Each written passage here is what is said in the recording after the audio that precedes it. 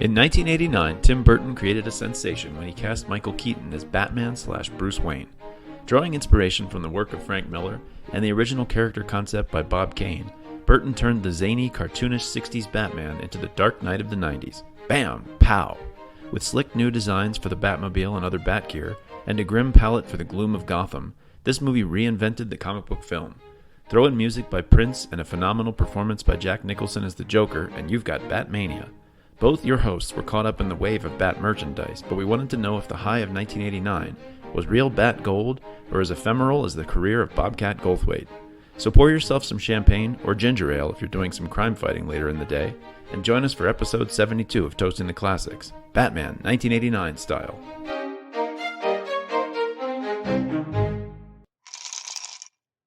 Welcome to Toasting the Classics podcast, the podcast where we take something that people call a classic and we talk about it while drinking something inspired by the classic. Then we're going to decide whether it should be a classic. My name is Dave McArthur. And my name is Clint Lanier. We've got a movie this week, and it's your choice. What did you go with? I chose the 1989 blockbuster Batman. I can hear the theme music playing right now. I can see the whole opening sequence in my mind where it's kind of going around the Batman symbol. And I remember sitting in the theater and not understanding that's what was happening during the opening sequence. And then when it pulled away, I was like, oh, that was neat. I remember that moment. I remember people clapping. It was a big event. So 89. So I was 15, 16 years old, something like that. Yeah, it was a big event. I mean, this was a really anticipated film when it came out, starring Michael Keaton as Batman, Jack Nicholson as the Joker, directed by Tim Burton, had all the greats in it. You have Lando Calrissian as Harvey Dent. That's right. You've got Kim Basinger. Oh my God, in the prime of her life as Vicky Vale. Yeah, definitely. That's her biggest movie, right? Was she ever in anything comparable? I mean, what was? I can't think of anything. Let's see. No, I was thinking The Getaway when she was married to Alec Baldwin. They were in that together, but that's not. Basinger. Oh, you know what? She was really good in L.A. Confidential, but that's not really just her. I mean, that's a whole bunch of other people in it. She didn't have a huge career other than that, really. Wasn't she a model before she was? And then she sort of became an actress. Let's see. She's known for L.A. Confidential, Batman, Wayne's World 2. Wayne's World. I do not remember that at all. And Cellular. She's been let's see. She's got 58 credits. A lot of them are just junk. Let's see. This is her big movie. I think. God, yes. I think in hindsight, I'm not sure that was clear at the time, but because I knew who she was before she was in Batman. Oh, she was Eminem's mom. I forgot about that. 8 Mile. That was pretty big. Oh, I thought for a second that was that's going to be the biggest surprise of the show for me is that Kim Basinger is actually Eminem's mom. She was in. Yeah, I forgot that she starred in Tom Petty and the Heartbreakers, Mary Jane's Last Dance. She was. Yeah, that's right. That's true. That's true. I remember that. Gosh, remember when videos were a big deal? That was. Yeah, well, they're actually directed by real directors. I guess she has kind of a Tim Burton feel, doesn't it? That's not a Tim Burton.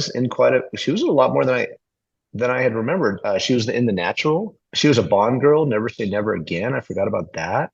Never Say Never. Oh, she must have been really young in that because that's 1983 or something. Okay. Anyway, I mean, so she's been in a lot, but this has got to be. She was dating Prince after this movie, for crying out loud. I mean, how much bigger can you get?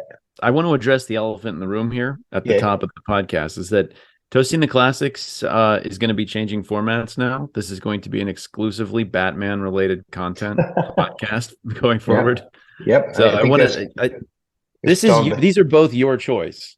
Dark Knight and Batman. Dark Knight Returns was also your choice. One leads to the other. And in Dark Knight Returns, for the 5 listeners that we have, they might remember that I was able to sneak in the TV show for the Batusi, if you remember that part, when we talked about the drink that he had. Now I had to come up with something different for this movie, but okay. So this Batman and the Dark Knight were my Batman. I was never into Batman at all. I like comic books. I collected comic books, but I always collected the dark stuff. And Batman was never dark until Frank Miller. And what was that, 1980, early 80s? Gosh, I think it was 86 or 87. Yeah, and in the early 80s and 70s for sure, I was never into Batman. I mean, to me, Batman was the goofy Adam West Batman, Absolutely. right? Absolutely, 100%. those were the reruns that I'd see on Saturday mornings and stuff, and it was just terrible. And he was on the cartoons of Justice League and things like Yeah. that, and he was just kind of cartoony and He was comic-y lame. Yeah, he was lame. I was Yeah. into the X-Men. The X-Men were kind of grungy and stuff. I liked Wolverine was my favorite because he was all dark and broody and stuff throughout the Oh, whole yeah. series. I like Spider-Man. Spider-Man actually got dark, in the 80s. Dark Knight came along and it was like, oh, this is what Batman could be. And then I found out that this is what Batman was. And this is Right. Bob Kane's Batman was Dark Knight. I wrote that down. I had that thought while I was thinking about this movie, is that the anomaly is the 20 years or so. The anomaly is the 20 years or so where Batman was corny. Most of the time, Batman was dark and was like a detective and worked in the shadows of Gotham City, and like completely different than the Batman TV show that left such a big imprint from like from the mid 60s until the end of the 80s. That's a long time.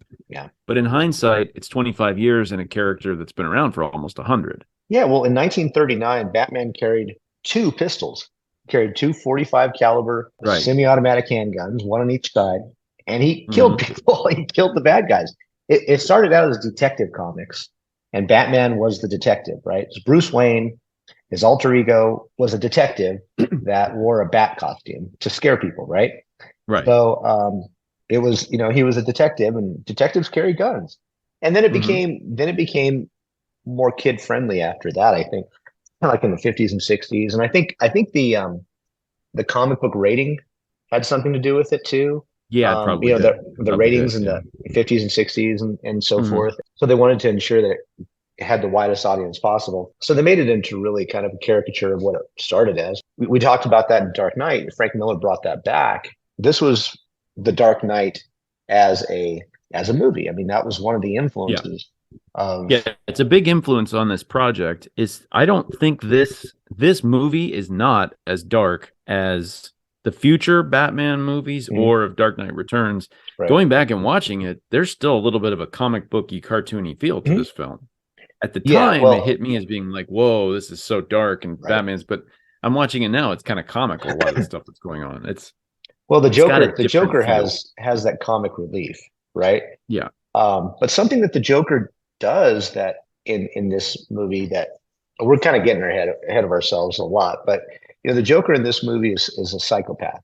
They show that when he's a kid, he shoots, they wrongly credit him to killing Bruce Wayne's parents, but he does it. What do you mean they wrongly credit him for killing? Well, that's not the real origin story. I mean, they sort of rewrote the origin story. So apparently that upset a lot of people. Yeah. So that they would be able to carry the narrative through that he was this a historic villain in Bruce Wayne's life, right? And so he could have that dynamic back and forth. But they show him as a psychopath, and then is it psycho or sociopath? What's the difference? Anyway, he's some kind of path, and he dark path. He takes enjoyment in hurting other people, and then he becomes insane. You mix that with insanity, and it's a lot like Frank Miller's Joker in The Dark Knight. He wears bright costumes. He's the exact same thing. He has no qualms about killing thousands of people or one person. He does it just matter of factly, but at the same time, he's laughing and cracking jokes and stuff like that. So he gets a lot of the best lines in the movie. Honestly, he really does. He really does. But then again, Batman's thin script that they give to Michael Keaton's character ends up becoming as, if not more mythic as Jack Nicholson's lines. I mean, how many times in your life have you heard somebody say, "Who are you?" and to yourself, where somebody else says, "I'm Batman"? I'm Batman. Yeah, I mean, it just comes out, right? Who are you? I'm Batman. So with the different voice, Christian Bale took that a lot further. Like, the deep gravity. Michael Keaton was the first one apparently to point out that it's ridiculous that nobody can figure out the guy's Batman. Right. So he decided to change his voice a little bit when he was in the costume, and then Christian Bale did it a lot more. So yeah, I thought that was kind of it's funny that was the first time someone had that character note about it would be better if Bruce Wayne sounded like he was on helium. Hey, I'm Bruce Wayne. How are you? And then he had the gravelly voice. I mean, then you really couldn't figure it out. You'd be like, is that Bruce Wayne? No, it can't be. Listen to him, Right. But so the movie was released in 1989. And it became one of the all-time biggest grossing movies I think it's still one of the all time, but it took in about 400 million worldwide when it That's a good closed question. I in think December it's what? It was the fifth highest grossing in history at that point. at that point, right? So I would guess that's gone pretty far down the list by now. I Yeah, would think that's probably down around 35 or so of but all time. I wonder if you count for inflation because now they're at the billion marks, right? So you got Right. the Marvel movies are billion, and you've Oh got yeah. anything Cameron does is a billion. 400, There's probably 10 Pixar movies that made more money than yeah, this, but you 400 know. million in 1989, I It's a would lot of bet you money. that's close to a billion. As of 1989, that wouldn't have been fifth all time if you corrected for inflation, because then you got to Mhm. deal with things like Star Yeah, Wars and Gone with the true, Wind and true. weird things like Um, Sound of Music that made way more money than you would think right. they made. But it did at the time, it did break the record for top grossing weekend. And it edged out, and I had no idea, but Indiana Jones and the Last Crusade actually held the record up until that point. And so it edged out poor Indy. It was Um, a big summer for movies. yeah. I remember being so excited about Batman that Mhm. despite the fact that I was a huge fan of Indiana Jones, I didn't know there was a new Indiana Jones movie coming out until like the last minute. I Yeah. remember being just shocked to me, like, oh my, this summer is amazing. And Hunt for Red October, I think, was pretty much the same time too, if I remember right. There were a whole bunch of maybe that was the Well, next year, but well, I've got still. summer releases for 1989.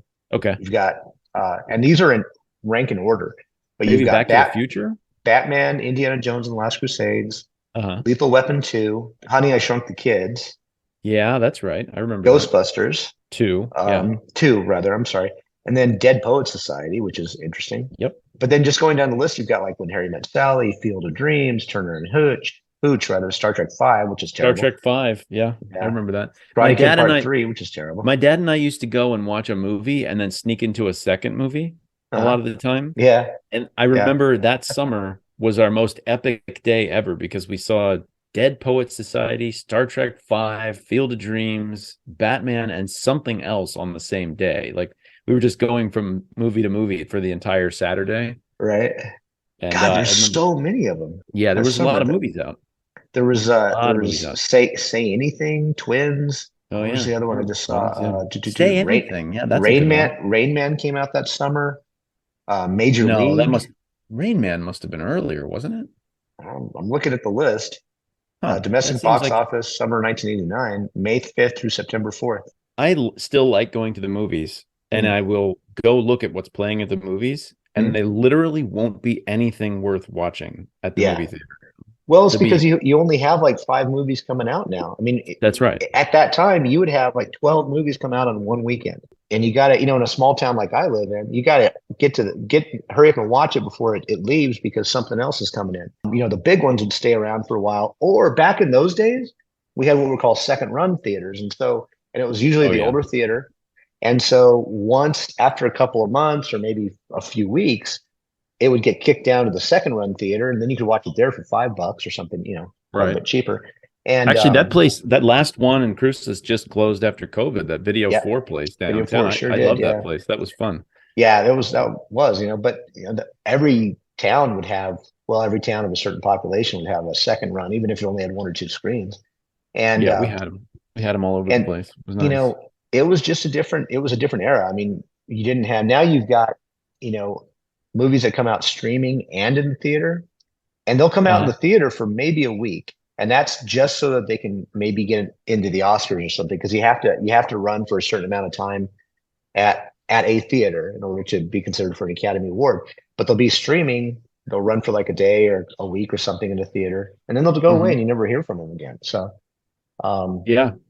I don't think I could explain adequately to my kids what Batmania was and oh what it was man, like that Lord, summer and how much a movie could dominate the national yeah, conversation, even if it's right, only for a couple of weeks, but it's right, literally all anyone's talking about. I had yep, t-shirts, I yep, had toys, it yep, was there's just nothing is that ubiquitous today. Like there would just never be like there's big yeah, movies like Endgame is a great big huge movie that came out, but it mhm, didn't dominate the national conversation and right, consciousness for weeks the way this did. Like right, or I wasn't alive for it, but Star Wars was kind of the same thing. I think nobody talked about anything else for a little while. Yeah. And I just don't think that's just not a thing anymore. No, Not for the movies. definitely not. I mean, there's so much, I don't know. I mean, we were so captured by the limitations that we had at the time, right?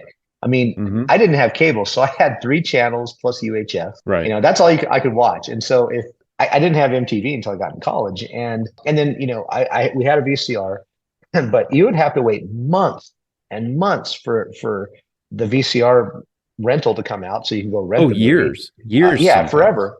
Years. And sometimes it would show on TV before it would be a rental. And then whatever movies you had, that was it. I mean, your options were so limited back then. You know, if you didn't catch it in the theater, then you were screwed. If you're at school, and a popular movie came out and you weren't able to catch it in the theaters, you were a loser because everybody was talking about it. And you're like, Mom, I got to go see this movie. I got it because there's nothing else to talk about, right? And what else are you going to talk about? You know, the new Night Court, the newest episode of Night Court or Cheers or something. But so we just didn't have the choices. Now, back then, like the Nielsen ratings, you would have like 5 million people tune in for one episode of maybe like Night Court or something like that. Right. Now, if they get like 500,000 to tune in for an episode of some show, that's like, a big deal. Yeah, that's a huge deal, right? Yeah, because we've got so many it's different channels now. Yeah, and it's the scarcity of things. I don't know. I don't know whether my kids would enjoy that at all. But to me, the only thing that's left like that is that HBO and Disney Plus sometimes put out their shows where they don't release the whole show. It comes out week by week. Oh, right. And I really like that. Yeah. Like right now, I'm watching The Last of Us, and I am excited for the next episode of The Last of Us to come out. And I kind of can't wait for it to come out. And I miss feeling that way about anything. Like everything now is just, what do you want? Just get it on the internet right now. Yeah. And of course, that's what everyone wants, but I don't know. No, that's very true. I mean, so should we back up and do a synopsis? Are we assuming everybody's seen this? If they haven't seen it, they're probably listening to the wrong podcast. We talk about obscure and popular stuff, but we can do a synopsis. Why don't you give it a shot? So this is So the synopsis of this story is: this is not Batman's origin, but Batman is very early in his career as a crime fighter. The police and the press are sort of aware there's a guy who's Batman out there, and he's coming to prominence during the course of the story because the Joker, it is his origin story. He gets created as he's not really a supervillain, is he? He's just, he doesn't really have any powers. The Joker? I can think of. Yeah, he has gear that's strange, but I don't really know. But that was sort of the case for, I think, all of Batman's nemesis, if you think about it. None of them had like powers, especially in the early days. Like they were just evil villains with different twists. Like the Riddler, he just told riddles and he killed people. Yeah, the Riddler doesn't seem to have anything except, again, he has some gadgets that are weird. Yeah, gadgets. But like the Penguin. Catwoman is has superior athletic abilities. She's magic. I think she's definitely. I don't think so. I think she's more like Batman. Like she could just gymnastics and karate.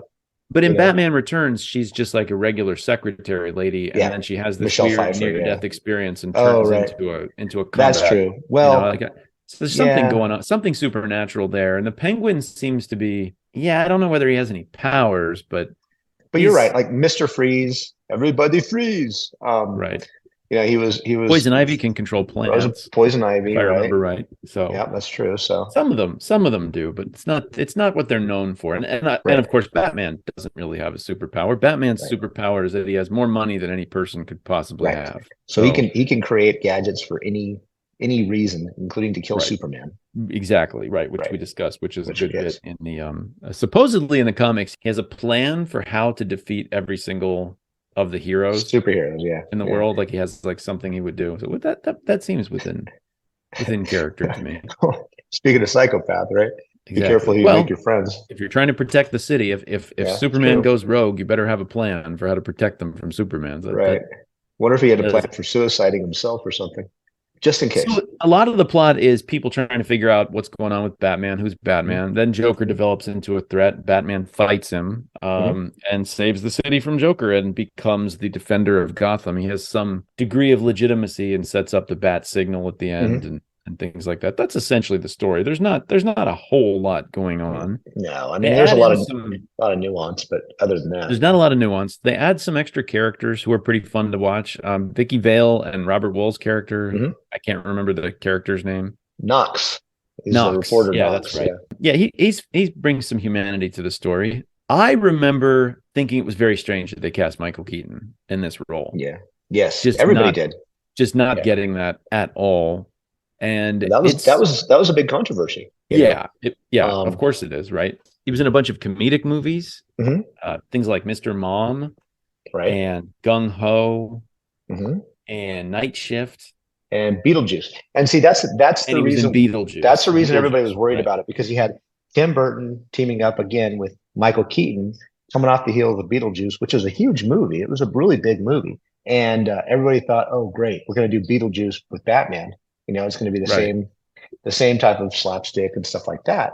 So that everybody was really worried about. People were ticked off because nerds like me were waiting for The Dark Knight. And if you say we're going to bring you The Dark Knight, it's directed by the guy who did Beetlejuice, and it's starring the comedian Who was in Beetlejuice? Yeah. who's in Beetlejuice and a bunch of other stuff. So, And I think he sort of achieves the effect of not having Michael Keaton be a distraction mhm, by not having Michael Keaton particularly be Michael Keaton through right. most of the movie. He's playing down his comedic style. Mhm, He's very charming as Bruce Wayne mhm, for the most part, right. which I think is the perfect part. He's very good in that role Mhm, because you could see why Vicky Vale likes him, and he seems cool and he seems like a really laid back regular guy who's super rich, and that's fun. There's one scene where Bruce Wayne confronts the Joker in Vicky mhm, Vale's apartment, right. and Mhm.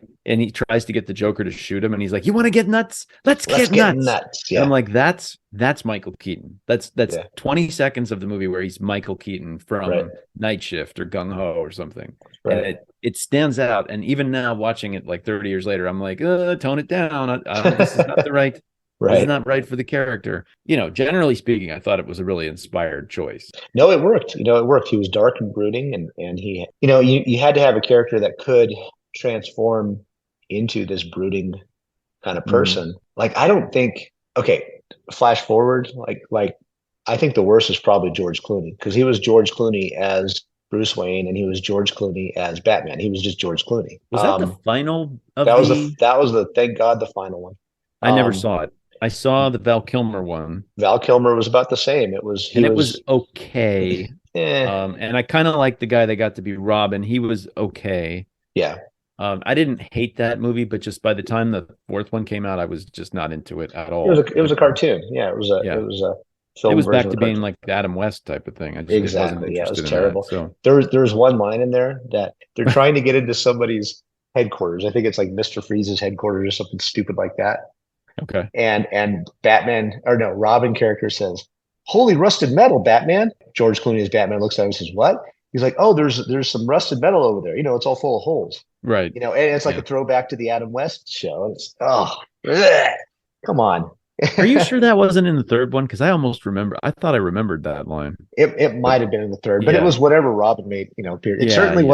certainly wasn't the first two. It wasn't a Michael Keaton and Tim Burton. They would never have done that. But No, they anyway, really so wouldn't have. so Yeah. you've got Michael Keaton. What about Jack Nicholson as the Joker? What do you think? Jack Nicholson as the Joker holds up really well. Hmm. But one of the main thoughts I had about it was that this is just a great part.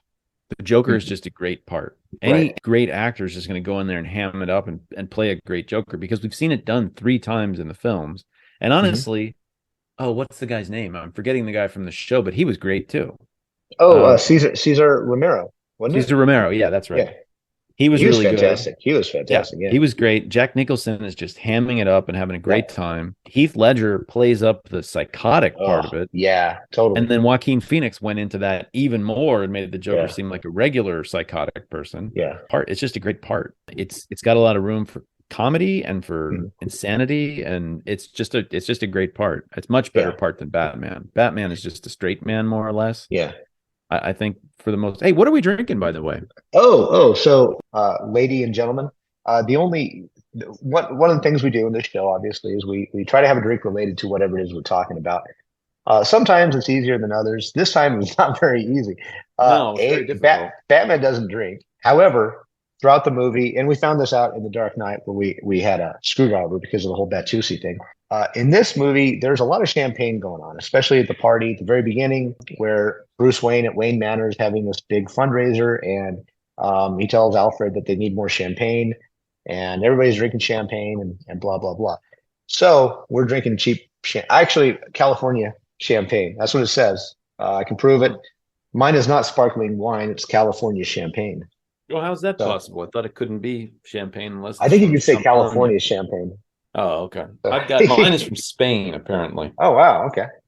You're fancier than I am. But you can buy all that fancy stuff. You're in New York, cheap, so easy Spanish access. Sparkling wine. Yeah, we can handle that. There we go. So, did you get that on? You get that sound? No, oh yeah, I kind of heard it. All right. For me, let's see. That's half the fun of having champagne is the sound when you open it. Oh, boo. Mine was a plastic cork. I know, not nearly as good. Right, I hope I didn't just open an expensive bottle of champagne that Karina bought, but I think you might have. Anyway, what are you drinking it in? I'm drinking it in a great big wine glass, and I put ice in because I didn't have time to chill it. See, I actually do have a champagne flute. Nice. Here.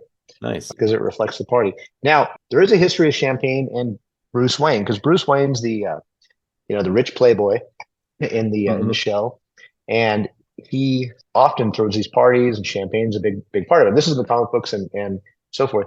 And he drinks ginger ale because ginger ale looks just like champagne. So cheers. Cheers.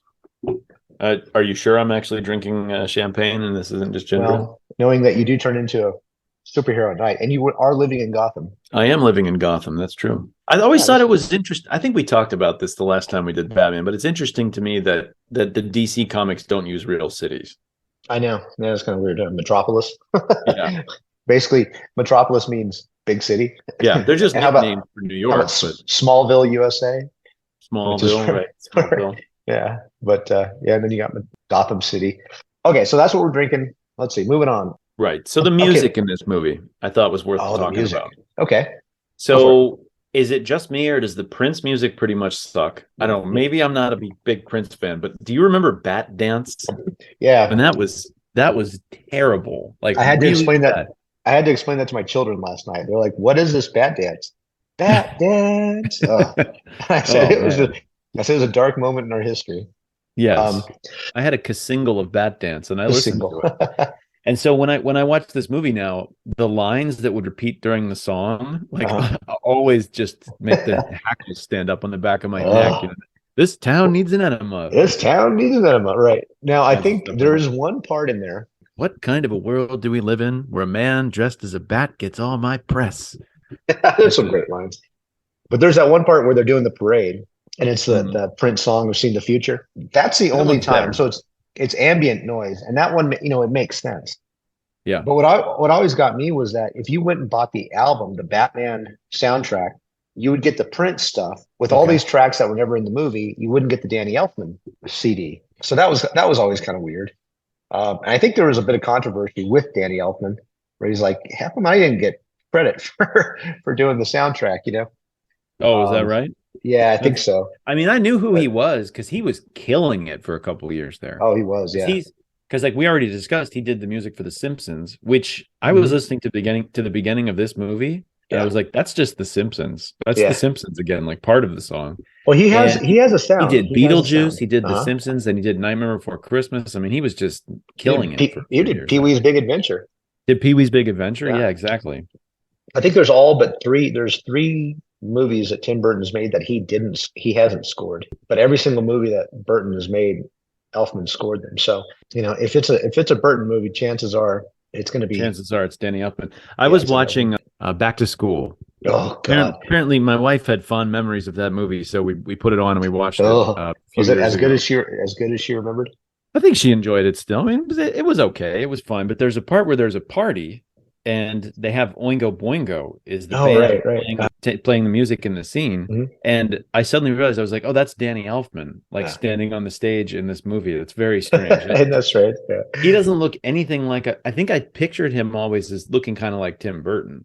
No. I just had Tim Burton in mind when I thought of Danny Elfman. I think he's like bald. I think he was red hair. He was a redhead, and then he was bald or something. Shaved it all off because he was losing his hair. But the lines, like you said, this town needs an enema. I mean, that's a great Right. line. Well, I wanted to talk about Tim Burton. Okay. So what is Tim Burton's best movie to you? What's going on his tombstone, on his like short, What is his when he best goes in the movie? Hall of Fame, what's his best thing? What is his best movie? That's a really good question. Because So, there's so Pee-wee, there's Beetlejuice, there's Nightmare Before Christmas, there's uh-huh. Batman, Edward Scissorhands, there's all Mhm. that Alice in Wonderland stuff, which Yeah.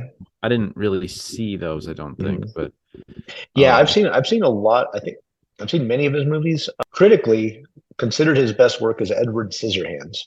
okay. Scissorhands. My favorite is probably Beetlejuice of his. Yeah. I Um, think me too. That's the number one Tim Burton for me. yeah, I think Beetlejuice and then maybe Batman, just because Okay. I have nostalgia for Batman, and I think Beetlejuice is just a really fun, good movie. Um, Beetlejuice is good. We've Night, watched that a Night, bunch of times. Nightmare Before Christmas, which he didn't direct, but he produced it, he wrote it, Right. everything else. He did everything else to that one. So Nightmare Before Christmas, I think, was always one of my favorites as well. But here's the thing: so he's never won an Academy Award for Best Picture, Best Director, or Best Okay. Screenplay, or Best. His movies win for Best Makeup, Best Design. You know, all of Hmm. these things that he is known for. I mean, he's known for the dark, over the top type of stuff, and they always get nominated, and they oftentimes win. I think this one for Best Design. He had one for something. Was that what it was? For what?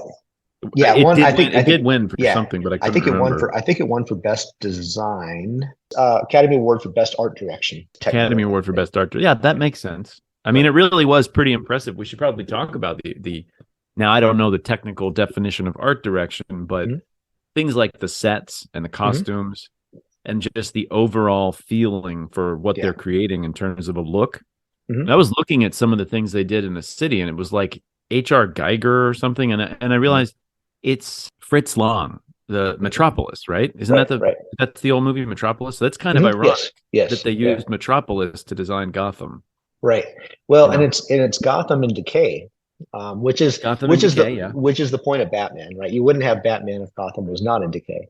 And right. there were some things like they avoided all use of neon. It was supposed to be brick, Hmm. kind of this Art Deco design, Gothic Art Deco, I guess you could call it, with evidence of wear and decay. I suppose is probably the best way to put it throughout. And so that's why I think you've got all that, and then you've got the Joker. You've got Jack Nicholson dressed in bright greens and bright blues and bright reds and everything else, and he stands out against everything, right? Oh, Whereas, especially with the black and yeah, yeah, he definitely whereas pops. whereas Batman blends in with everything, like he's Hmm. part of that decay, or he's embedded in it, I guess, or something. But that's one of the things that always kind of got me on that. Everybody says it's so dark, and I mean, there was a lot of criticism about it being too dark of a movie.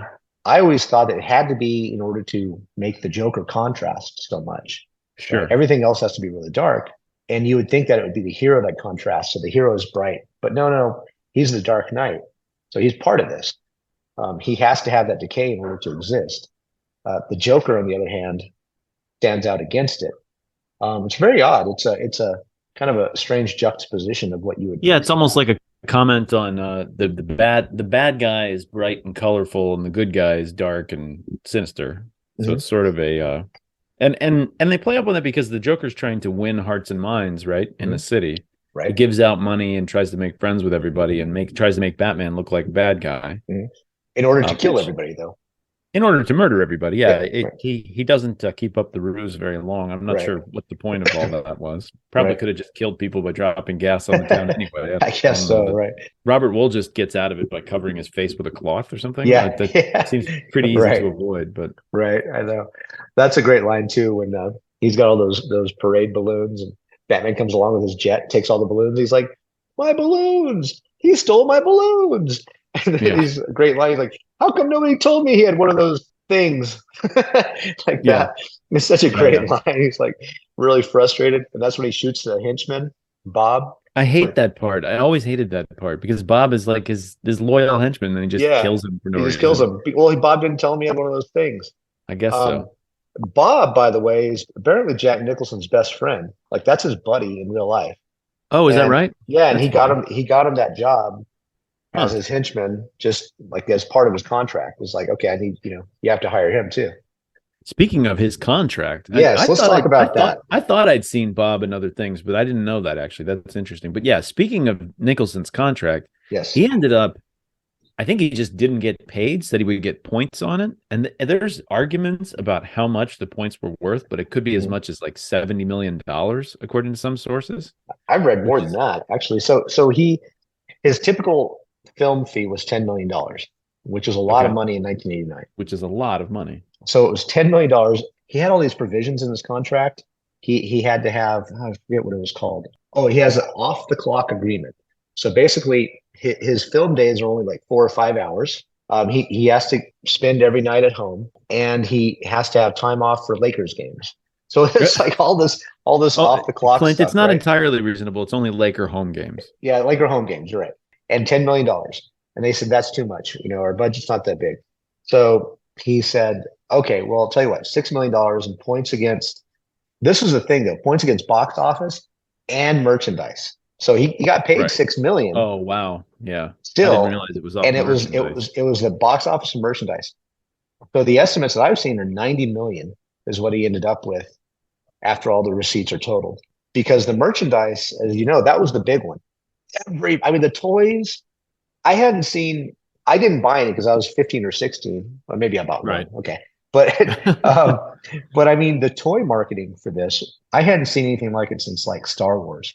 There was no other movie that I think matched, toys and jets and Batmobile and I mean just on and on and on and The on. But like you Batmobile said, toy was the one I always wanted. That was cool. so cool. And plus you had Although, t-shirts and everything else. I actually kind of preferred the Batmobile that they had from Justice League to the one in this movie. I thought this looked really cool in the movie, and I love the drone nature of it and stuff. I'd never seen anything like that before in a movie.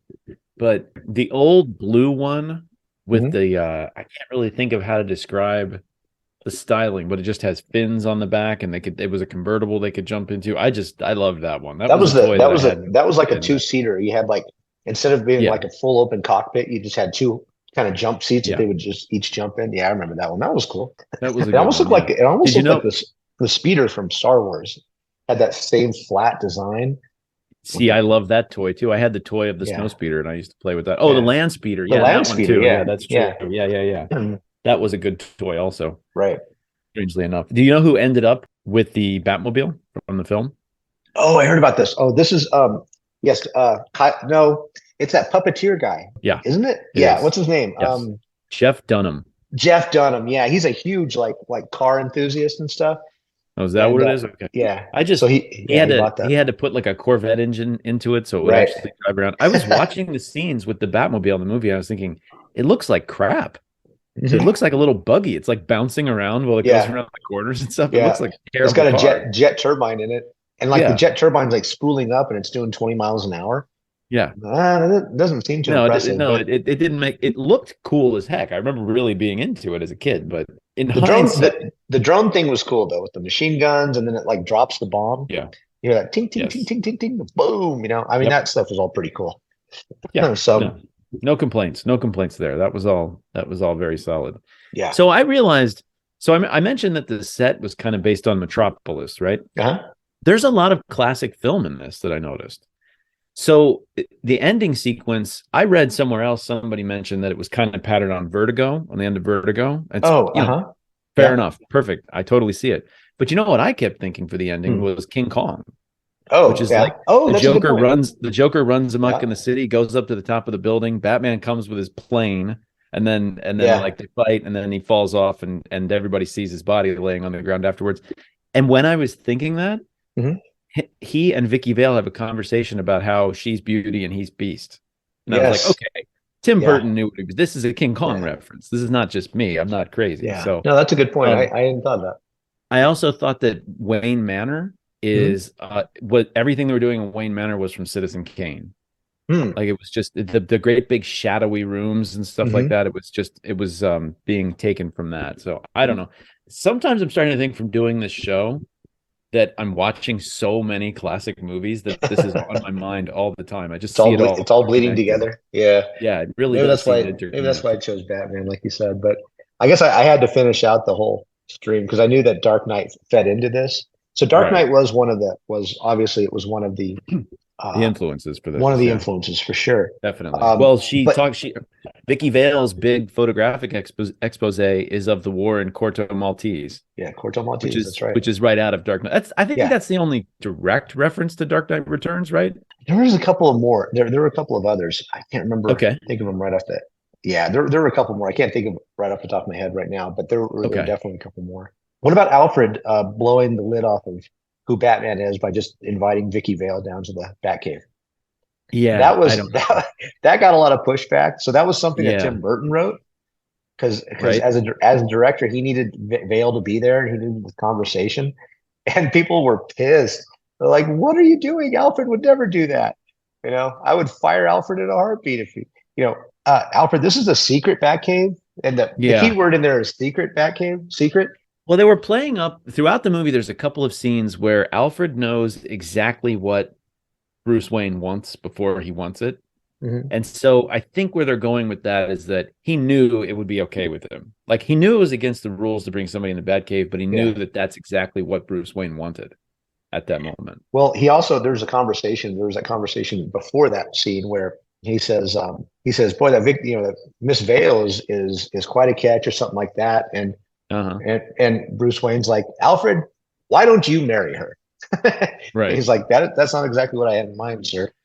And he thinks Yeah. for a minute. He's like, "I can't be bothered with that. Jack Napier's still alive," whatever he says. So anyway, yeah. So it seems like Alfred wants to get them together because he wants to help his buddy Bruce Wayne out. Maybe I don't know if he needs help, but I guess he thinks that he needs a Apparently he steady doesn't. something steady. And So an interesting thing about this is I didn't realize, I don't know if I knew it at the time, but I didn't realize that the project was in development hell for such a long time. Because apparently the first script for this film, and I'm guessing it was inspired by the success of Superman, was done in 1979. So they were working on this for like 10 years, and the script changed, who was involved in it. They didn't Mhm. get Tim Burton, I don't think was officially, I don't think the project was greenlit with Tim Burton until after Beetlejuice. So Right. not long before this would have started. It was initially attached to it in like 1986, but that hadn't actually been official. They were going to have Robin in it. A whole bunch of things changed. It was Michael Uslan Okay. bought the film rights from DC in 1979, and he was a fan of the original Batman. So he Okay. envisioned in 1979, he envisioned doing it the way Bob Kane originally did it. It was this dark, brooding detective guy. And this was coming, the 60s, or maybe whenever the Batman series was, that's all they wanted. They all wanted the 60s TV series. And I mean, even Superman was sort of campy. It was kind of bright and blah, blah, blah. Good guy saves the day. And so that's sort of what they had in mind. And because that's what all the studios had in mind, everybody turned him down because his original script was the dark, brooding Batman. He ends up, it just goes, but he keeps pushing it. He just keeps pushing it and pushing like, this is what my vision is. This is what I want. It ends up, Well, you one know, of the coolest things about this, and I'm pretty sure this has got to be coming from Tim Burton, one of the coolest things about it is it has this, I don't know if timeless is the right word, mhm, but there's a lot of things in it that are kind of anachronistic. It's like it must be taking place contemporary, like in 1989, because mhm, there's jet engines and there's some things that are dead giveaways that it's today. But at the right. same time, people are wearing hats like they Yeah. wore in the 30s. Fedoras and stuff. Yeah. And there's a file on Bruce Wayne, like a Yeah. physical file that she pulls. Right. Even in 1989, you would have had a computer that would have Right. had those files. That wouldn't have been a piece of paper that you would have been looking at. And so there's this, it's something that a couple of really cool directors have done, like especially Wes Anderson, Mhm. where you watch the movies and you're like, when does this take place? But it's just somebody who has a love of art design. I think a lot of these kind of guys put together a movie that throws together elements from different eras. It's just fun to watch. I just always get a kick out of that. I Also, one think. thing, speaking of things that are anachronistic, Mhm. when he asks her how much she weighs, Mhm. which is a great joke, by the way, because she lies Yeah. about her weight, and then the grappling hook doesn't work because she weighs more than she says. I Right. like that. That's a fun bit. Yeah. But she says 108. Yeah. If if a woman in 2023 claimed to weigh 108 pounds, a grown woman, there'd be laughter in the audience. Like, what are you? Who weighs 108 pounds in 2023? Like Well, that's models, maybe. I mean, a Well, model who's 5'1". I mean, that would yeah, just be like I can't even imagine. There's no way Kim Basinger isn't she like 6 feet tall? I There's don't no know. way she weighs that. I don't know. I just thought that was Well, that's why he calls her out on it. Weigh a little bit more than 108. She's like, yeah, she gives him but I that mean, I look. think she is supposed to weigh 112, not 140. Right. Well, I guess we're getting to that time, aren't we? I think so. I am almost completely stymied for a surprise. I read some things about the project. I wasn't really aware that Robin was originally intended to be in the film. I didn't remember the direct Dark Knight Returns reference of the Corto Maltese, but it wasn't really a surprise. I don't know. I can't really come up with anything that was surprising. I knew this movie. I must have seen it 50 times as a kid, and I know it backwards and forwards. I had forgotten a few things, like when he turns his plane around and comes to strafe the Joker, and Joker pulls out that comically long gun. Like I just Yeah. remembered every bit of that Right. part. I was like, oh yeah, this is where he has that great big gun. Right. I don't know. It's all just it was all in there. I thought it was kind of funny. The museum was called the Flugelheim. There's a few Right. little, Right. I kept thinking about the Tim Burton Superman when I Mhm. was watching this, Oh, and right. how some of the creative decisions he was making were not popular, but I think they probably would have worked. I think it probably would have been great. Nicolas Cage was a terrible choice for Superman, but so was Right. Michael Keaton. So Sure. for this, so I don't know. I think it would have been really cool. I don't really have. I really don't. Some of those, like I said, the King Kong thing, I guess, kind of surprised me. I don't know. My surprises are weak this week. I don't know. My surprise was the fact that it was written in 1979. That you already Yeah, mentioned. yeah. The That was development that hell thing was was surprising. Yeah, that was such a huge surprise for me. It was also, it's one of those things where, and you hear this every now and then, especially when it comes to Hollywood, where somebody just believes in something so much right. that they will just keep pushing for it, pushing for it, pushing for it, and eventually it gets made, and it's fantastic. And I can't think of any examples off the top of my head, but I know they're out there. But Oh, it's happened. I mean, there's projects like that. Lord of the Rings was kicking around oh, for a long time. oh People were God, I'm talking about sure. making a Lord of the Rings film. But And then when you have one person sort of behind it, yeah, creatively, like this is my vision, and they finally get it done. I mean, that makes you feel kind of good because it just helps you understand that there's a long timeline on these creative processes oh yeah. oftentimes, and Well, the dark side of that process, as an example, would be the original Dune, which was definitely mm, David Lynch's stamp on Dune, but for the most part, it kind of sucked. Although mhm. I actually went back and looked at it, and from an art direction perspective, it's kind of like this. He definitely has a vision, and it's pretty cool Yeah, looking. It just didn't yeah. really work as a film. But anyway, Well, at that time it didn't. I think it would have been better no, if he'd done it today with the effects and so better forth that we special have. effects. Yeah.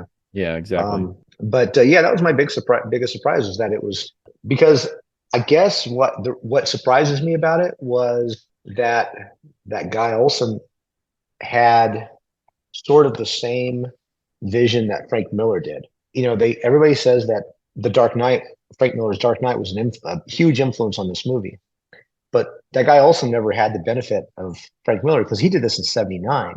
Right. So he had that same vision that Bob Kane had, which is where Frank Miller got it. Frank Miller went back to the beginning for Batman and said, we need to do Batman like that guy, the dark, Right. brooding, mysterious dude. It's always like looking after the fact, it's always easy to say, oh, this is the influence on that. But that guy Olson never had that vision or never had that Hmm. benefit, rather. But he had the same vision. So I thought that was really cool that he Yeah. came to the same conclusion as Frank Miller and wrote it Yeah. thusly. I'm actually in the process of reading the Frank Miller turn on Daredevil back Oh, from uh-huh. 1981 with Elektra and everything like that. And Yeah. some of it seems kind of cliched today, but you can see where Mhm. it's so different than anything anybody was doing at the time. And Right. it's very good. Yeah. One little tiny thing that I just thought of though that was kind of a surprise for me is I remember noticing when they introduce Billy D. Williams' character, who's Mhm. I think the district attorney or Harvey something, Dent. Huh? and they say he's Harvey Dent. I remember being Mhm. like, well, that's Two-Face. What's going on Yeah. there? Apparently, that he was planning on doing a Two-Face film, and I think this sucks. And I'm glad this didn't happen. He really wanted Two-Face to be black. because that would be like a parallel between black and white and the two faces. I'm like, that sucks. I don't get that. That'd I be don't know terrible, what yeah. you're talking about, and that's just dumb. I But like then, Billy D. Williams. That would have been yeah, fine to have Billy D. Williams in it, but like, I don't understand that at all. So that glad that didn't rationale. happen. I thought Tommy Lee Jones was terrible because he was stupid and like always laughing about stuff, and he was Yeah, completely ridiculous in a yeah, it complete was over the cartoon top. version and caricature version He was and doing stuff. Jack Nicholson. Everybody was trying to be Jack Yeah, Nicholson as pretty Joker much. every Yeah, time they played one of afterwards. them. So Um, the question is whether we're going to toast this. well, the question is whether you're going to toast it. Question is what I'm going to do. Yeah. So one of my big impressions here is of watching this and having watched a lot of really great, successful comic book movies over the years, and a lot of them being Batman films. I don't know that this one holds up really well. Like, I don't know if you showed this to a kid, I think they'd be kind of like, it's kind of lame. But it was such a big deal at the time, and it changed the way these things were done and created a new version of Batman. I think I'll go ahead and toast it. I really do like Michael Keaton in this movie. He's fun to watch. I liked the second one. I actually thought Batman Returns was pretty good. It's cornier. It's kind of going down the road of what happened in third and fourth ones, but I did like it at the time.